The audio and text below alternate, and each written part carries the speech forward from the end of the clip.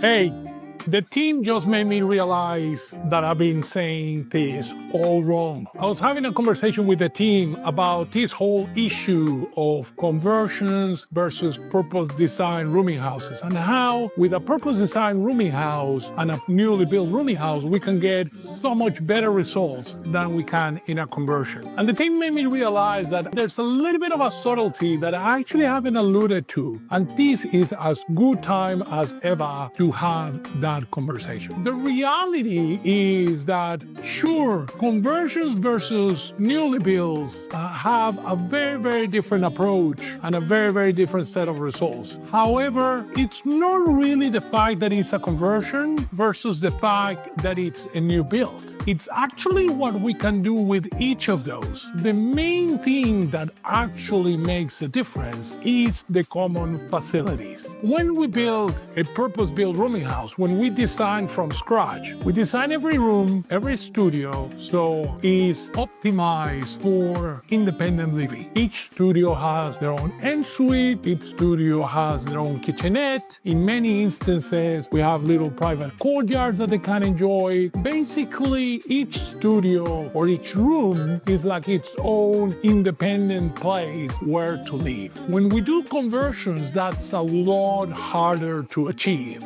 Generally, you start with something that is designed to be a fully functional house. You start with something that has a kitchen, maybe a couple of bathrooms, and a few common areas. And then we turn some of those common areas into extra bedrooms. However, the chance that we're going to put extra bathrooms and extra en-suites and kitchenettes in those extra bedrooms, it's actually pretty low. Because of that, more often than not, we end up in a conversion that has what we call shared facilities. We have people sharing bathrooms, sharing kitchens, sharing all the common areas, sharing the living room like I am here in this conversion that we're about to finish. And that's actually where the lower experience for tenants starts and therefore reflected in the lower returns. So it's not exactly conversion versus newly builds alone. It's the implications in most instances of each of those. We have seen conversions. In fact, we have one in this same town we are right now, where every bedroom has its own ensuite and its own kitchenette. And the returns in that property couldn't be better. However, I should say that the owner of that particular rooming house got really, really lucky with that conversion, because that often doesn't happen. I thought it makes sense to clarify it a little bit. I'll be talking more about this stuff both in person,